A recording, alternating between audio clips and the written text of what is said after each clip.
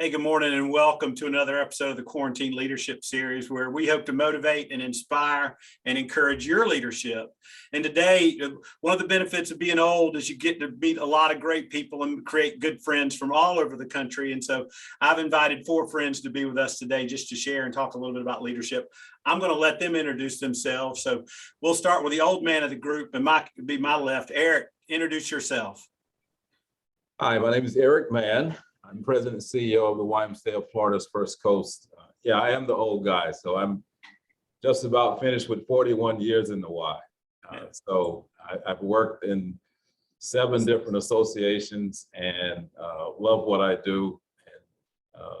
And excited about sharing some of those memories and some of I think I got a few gems in my head.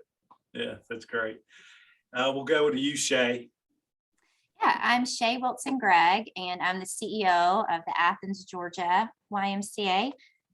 And this is my 22nd year in the Y. I started in '99 as a kindergarten basketball coach, and I've only ever worked for the Athens YMCA. So 22 years in this Y.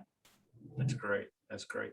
And I need to get you at my fall event. I invite you, and I need to get you to where you come to my fall event. I'm going to do it. Yeah. Ken, introduce yourself. I am Ken Walsh. I've been involved with the Y for 38 years now, starting at New Rochelle, New York, and now in Waterville, Maine for the last 30 years. We are a combined Boys and Girls Club and YMCA. So I'm the CEO of the Boys and Girls Club as well. And it's just a pleasure to see how this partnership has developed over the years. Did you come to this through the Y or through the Boys and Girls Club? Quite honestly, both. Started with the Y, working in youth development, and then a full-time job with the Boys and Girls Club. I was working with the Y while I was student teaching. And then as we came up here working on the capital campaign projects and building this mega facility, that's when we merged the Y Boys and Girls Club back in 1992. Man, that's great. You do great work. Yeah. Mr. Finley, introduce yourself. Good morning, everybody. Sorry I joined just a couple of seconds late. Again, my name is Brent Finley. I'm the president and CEO of the Anaheim Family YMCA. I believe I've punched my Y passport with 8 associations. There's not even room on a resume anymore for that type of stuff. But yeah, I'm in my 35th year, and I still have bells on my toes every morning, waking up ready to, give every ounce of our ability to advance our mission. Man, that's great. We go back a long ways. You were in Hickory, North Carolina. Neighbor to the north, right? We started our careers probably close together, so it's great. So, Brad, just starting with you, you've worked in 3 parts of the country, been a CEO in 3 parts of the country, in the South, in the Carolinas, in the Midwest, and now in California. In North Carolina, we take a lot of pride that we really work together well, and our CEOs are real collegial. We partner a lot together. Do you feel that same way across the country and the other regions that you've been in? Cam, I've never felt the collegial effects and connectedness that I think the North Carolina provided at all levels. So I think that's something special. I wish other regions of the country or other states could maybe model that. They don't know what they don't know, but no, nothing is close to the way that was felt in North Carolina. Eric, you've been in a lot of the regions too. So how do you feel about how people are working together?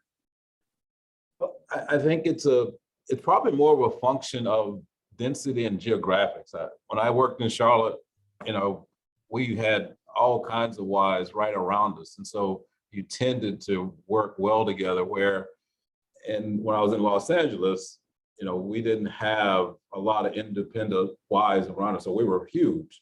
And so you tended to go to ADP together or go to youth and government together, but you weren't as close.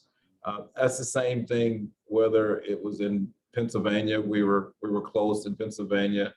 When I was in New Haven, all the Ys were pretty packed on top of each other. So a lot of it had to do with proximity of the Ys. That really allowed you to get together. Like, bro, you remember when we were in Charlotte, we got together on with a lot of Ys all the time, and all the trainings were together. And so I think a lot of it has to do with the density of different YMCAs.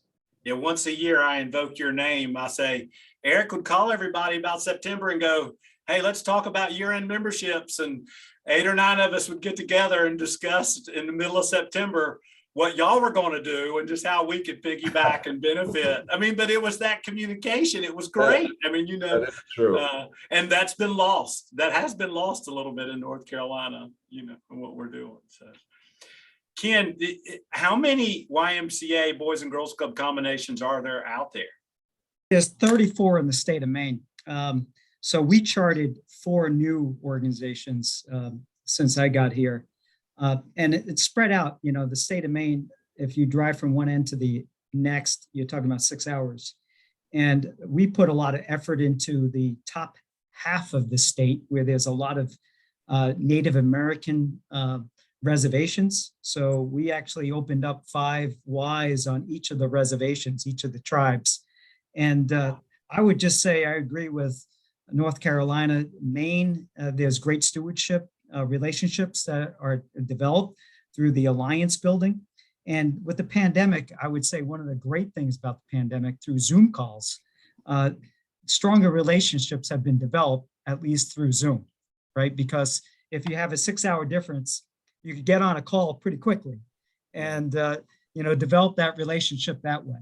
And I think now people are pretty excited about the pandemic going away so we could have more of that face-to-face contact.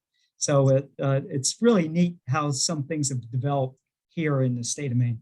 Yeah, well, real envious. Years ago, probably 20 years ago, 15, 20, I brought Ken down because I had a community that half the community wanted to start a Boys and Girls Club and half the community wanted to start a YMCA. And so I was going, hey, let's see if we can shove these two together, which was difficult, but I appreciate your expertise. And so, are any of you doing anything innovative and new that's kind of the result of the pandemic?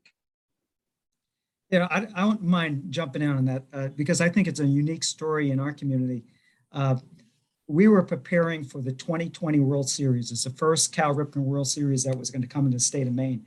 And when we built Wrigley Field in 2016, we were going to host, you know, all these teams from around the state, including China, Mexico, Canada, and we're getting pretty pumped up for that. And then, of course, this pandemic hit, and I was on the field with the kids, and the next day, everything was closed down. But what we did 2 months prior was working with the hospitals and preparing for the what ifs. And what our Y did, that next morning, we did not shut down. We had the essential childcare for the workers open. So the schools shut down, everything shut down, but the Y was open for the essential workers. And the other thing that happened is that food insecurity was always a big thing in any community, that we started providing hot meal services in all the surrounding towns and provided 85,000 hot meals in 6 months. So we brought all the staff into the gymnasium, say, you could go home, stay home, or you could be a part of the core mission of our Y, serving our community. So, you know, I think that was just a great testament of how we are about service and how our staff stepped up. So I think that's one. Number 2 is the virtual fitness wellness training that our staff really put together, which was really, really exciting. And I know a lot of Ys are doing that as well. And those early stages set the foundation for where we are heading now into the future. It's great stuff. Who else? I can share a little bit from Athens, and I don't know if it's necessarily unique. I think that in so many ways, COVID had us kind of take a step back. You know, we went silent from it, not meaning serving. We were out and about just like most Ys, but we kind of took a step back and said, who are we exactly? Because pre-COVID, I felt like we were just on a freight train and we were growing and there's capital campaigns. And I mean, it's just crazy. And then it was just like all of a sudden you were forced to just sit still, you know? And one thing that we have done is we had to go back and say, who are we really? And we kind of came out swinging a different direction. We kind of took the bad COVID pandemic and leveraged it, honestly, to our benefit. What we said is, it sucks out here right now.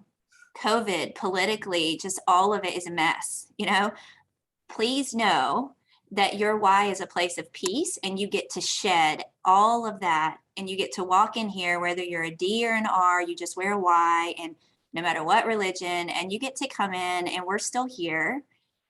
And this is a powerhouse for peace. So just come in, your Y is still here. And that message isn't necessarily new, and it's certainly not unique, but it helped us with membership, and it helped us with programming. It helped people go, I just want to go there and just work on myself, and I can deal with everything on the outside. But it took us to come out. And when I say come out, we held a lot of Zoom calls for members, for program parents, for you name it, anybody could get on. And I was very transparent with our message, like, we're struggling. Membership is going by the wayside. And I was very open, which generally you guys will get to know me. I'm pretty out there and open. And the other thing we did is we really relied on the community for the first time, I think, in a very long time. We had become like, we can figure it out subconsciously. I don't know that we thought we were that big, but we were very much so like, we'll figure it out. Well, the truth is hiring. That's a challenge for everyone right now. Again, we went a different direction. I drafted an email. We sent it to every single program family. It was over 2,000, and said, we cannot get staff. And if we don't get staff, this is what happens. Here's where we are, and help us. And they cast a net so far deep and wide that we had 66 applicants by the time we were done. And again, we sat back in my office and said, what have we been doing? We are the coolest movement out there. Yeah. We're so cool. Why have local autonomy? We're the coolest movement out there, and we're not using our community to our benefit. And we need to leverage COVID. There's a lot of good that we can come out with. So that's just from Athens. That's my spill. That's great. That's such a great point. Leverage the strength and the power of the why. It's great work. Great work. Yeah. 2022, we're 2+ years into this thing. What gives you hope? What are you looking forward to in 2022? I'll chime in. I think Ken hit the nugget certainly on the head, that we're going to be able to come back together. Again, I can't wait to have in-person board meetings. We still have maybe half our staff working, almost a virtual day, or very little hybrid coming into the office. So I look forward to the day where we can bring every line of individuals together to figure out what we're going to do forward. We're entering the silent phase of a capital campaign. So I would say leveraging off of all the good works we've done in the community, our massive food program, working with 8,000 children in the after-school programs during the pandemic. So I think we've really repitched ourselves in the community. People know us where maybe prior to COVID, they didn't know us as well. So I think we can leverage the good works that we've done to obviously go forward and do more in the community through the capital side. Yeah, that's a great point. I'm hearing that from my peers, from us, is that we look forward to us getting back together, mm-hmm. Because the state meetings have been virtual, we need to get together as peers. So I look forward to that. That's a great comment. What about you, Eric? What are you looking forward to in 22 in lovely Florida? Well, Florida's very interesting. I would say that in Jacksonville in particular, we're growing 6,000 people a month, and we've got unemployment's like 3.6, and we got companies moving. So our biggest thing about 22 is, how do we manage growth at the same time, obviously dealing with the pandemic, dealing with labor shortage, all those things. But at the same time, we've got unbelievable opportunity in terms of serving the community in so many different ways. So 22 will be, it's pretty exciting from the standpoint of really challenging our creativity and challenging our volunteers on how we're going to serve the community. And at the same time, manage through those things. We can't control, but really what we can control, doing it really well and just being a greater part of the community. And that's the other part that the pandemic has brought, like everyone else, the shutdown. I think the why has become an even larger part in the overall fabric of our communities, and our social responsibility leg, which sometimes we have a hard time defining. Really, it stood up during the shutdown in that first year of the pandemic. And now we're continuing to be intentional about it. And organizations, or even more organizations, are wanting to partner with us. Yeah, that's great. Isn't one of the counties around Jacksonville the fastest growing in the country, or one of the fastest growing? Yeah, St. Johns County is it's number one in the country in public school district, largest income. It's ridiculous. That's great.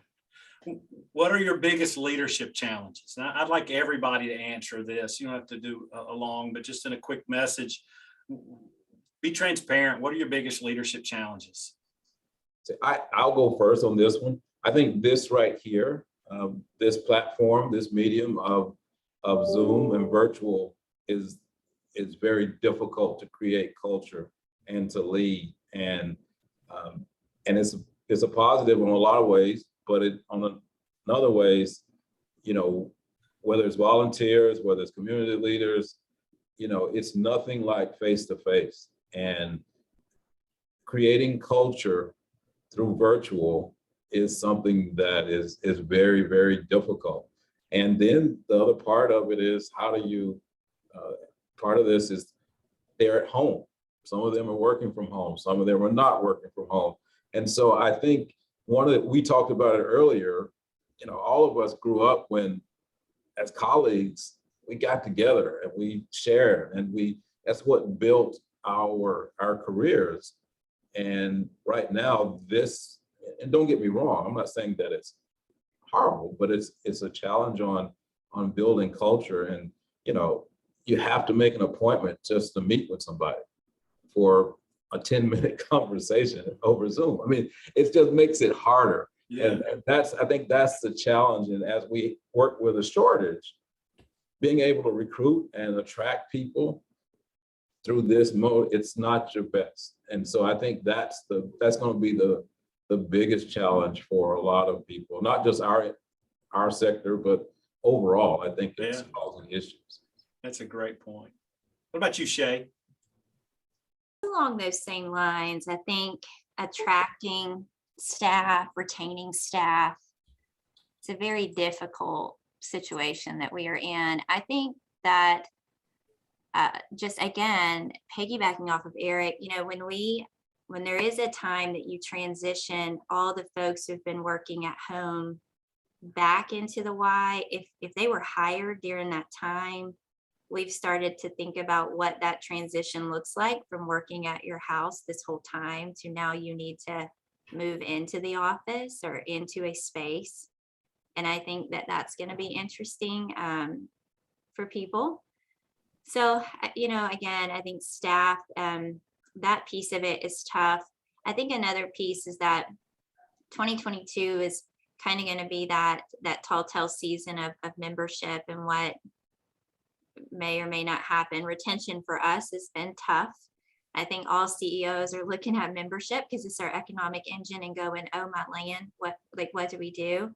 And coming out of the pandemic, how do you, I don't want to say compete with, I don't really like that, but how do you compete with the home gym that everyone has set up? And figuring out really what we're going to do, what membership is and what that looks like. I think the kid piece is so cool because families around us love us. It's going to be that membership piece and that staffing piece and this vicious cycle we're in with you can't grow because you don't have enough staff. You got kids on a waiting list, so you can grow, but you can't grow because you don't, it's just round and around. Chicken or egg, Yeah, right. It's different. We're in a different YMCA world, than even 10 years ago, but much less when we started our careers. What about you, Brent? What's your biggest leadership challenge? Right now, I'll piggyback on what Shay said in staff development. we normally have about 300 after school counselors and leaders, and we're down to about 60 right now. So staff development, how do we compete with, I'll left coast comment here, with the In-N-Out Burger establishment that when you drive by, they're hiring at $21 an hour.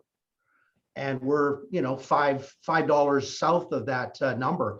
And just, the complexity that it's now that we're facing in terms of bringing people to the Y. Back, I think when most of us entered the Y, there was something really exciting about, you didn't even ask how much you were going to make. You just wanted that Y job. You wanted to wear the pin, and you were just ready to do battle every day with that aspiration. But now it's certainly, I think it's really, really different. At least I'm always, kind of the old school mentality of what it meant for me to come into the Y. But, now how to compete with obviously the open market restraints, and certainly the retention side. We've had a bit of an open door from what I'm understanding in terms of hire them today, and by Wednesday afternoon, they're calling in sick, and Thursday they're leaving us. So we got to do something better and a little more innovative in those HR spaces going forward. What was your first full-time job at the Y? How much did you make a year? I was the downtown fitness director in Midland, Texas, where George Bush basically gave that Y a birth in 1954, but I didn't start in 54. And I was making a paltry $17,000 a year, but I thought I was at the top of the universe at that time. Yeah. So actually, I had more money then than I do now, in my pocket, Or margin then, right? Yeah. Yeah. I love what you're saying. I think from our seat, and this is part of the reason I like to do this, is I think from our seat, we've got to show people that part of the job, not just the pay part of the job, and the part-time staff that. I think all of us probably have a part-time story, that brought us into this career. I think we've lost with that. I think we maybe work hard with our full-time team, but I don't think for our rank and file 17-year-old kid on the lifeguard deck are we doing a great job of cultivating that long-term future. That's what my wife's trying to focus on. Mm-hmm.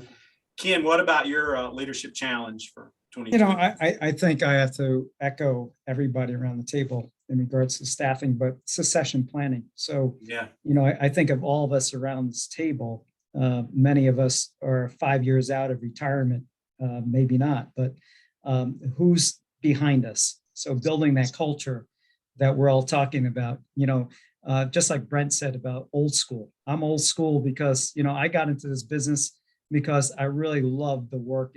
It's every morning I have passion about running out the door and getting here and, firing away with projects and excitement about our mission, and trying to develop that same passion with our culture of our young leaders in the future. And, the pandemic has kind of set that back a little bit because I think people are just not sure, not sure where they want to go in life and worried about a lot of things in life. So we got to look at the glass half filled, where we springboard from these moments to the future. And I think we have 3 capital campaigns going on now. We're building a hockey rink. We're putting more money in our Camp Tracy project. We got a new building that was donated to us. So I'm excited about that future, but we have to fill those spaces with the right people, the right energized individuals that are going to be great mentors for our families in the future. So that's going to be a challenge. That's going to be a challenge, especially with the wage war that's out there. And how can we balance our checkbooks by doing that? So that's a challenge. It is. Eric, you've served on and you've led many national task forces. You've invited me to be on a couple of those committees with your teams, and you've worked a lot with YUSA over your career. But so think about the movement, you being the elder statesman on this call by probably a year or two. But what's your hopes for the future of the movement? I think my hope for the movement goes back to really why we all got involved. And it's about people. It's about people who want to make a difference in their communities. And the national organization, how can it help us do that in our local communities? I think that I'm very excited about the State Alliance work that's going on. I think there's a lot more opportunity there, but I think developing leaders and helping in the creativity of how to engage those leaders in this new platform and this new world that we live in. I think that's where there's some opportunity for us. And two, I believe the national organization can partner us, bring us together with other sectors that do a lot of these things better than we do, and to help us get where we want to go. Because I'm concerned with, I go back to what Shay talked about a little bit, I'm concerned with the stay at home, stay behind the gated, fence and country club. I live in one, so I'm just saying the whole separation of society and YMCAs, we're the opposite. We bring them together, right?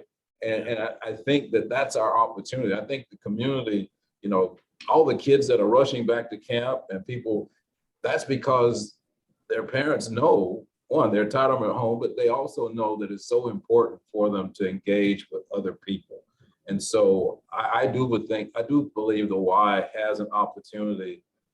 I'm working on a campaign called Civility Matters. And I think we as an organization can bring that to our community on how do we be civil with our neighbors and so on and so forth. So I think YUSA can help us in that arena from the platform in which they sit on a national level. But it's really about how do we bring community together and through partnerships, but really with our staff, with our leaders. That's what I would say. We have a great opportunity as CEOs, to do that. And I appreciate all of you being here. We've really got 3 parts of the region covered. We're going to do more of these just discussions, but I appreciate your leadership. And I hope if you're watching this, that maybe this is an opportunity to take 20 minutes and sit down with maybe some of your younger staff and watch this and just have discussions about what their hopes are and what their dreams are, and then share, what the Y means to you in your career, because it's all about developing leaders. And so I hope you'll share this video with your friends, watch it, and then make sure that you always lead with love. Thank you guys for being part of today's discussion.